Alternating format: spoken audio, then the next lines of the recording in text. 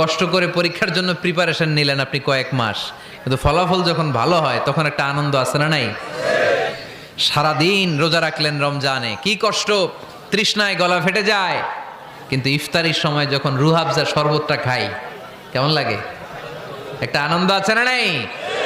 এজন্য আল্লাহ বললেন فإن مع العسر يسرا إن مع العسر يسرا ও নবী, কষ্টের দিন মক্কায় অল্প কিছু দিন, মদিনাতে আনন্দের দিন অপেক্ষা করছে।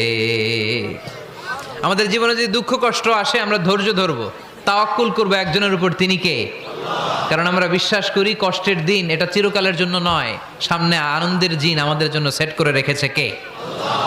তাহলে আমরা সূরাতুল ইনশিরাহ থেকে 3টা নেয়ামতের বর্ণনা শুনলাম, বিশ্বনবীকে কি সান্ত্বনা দেয়া হলো সেটা শুনলাম। এবার 2টা গাইডলাইন শুনে তাফসীর আমরা শেষ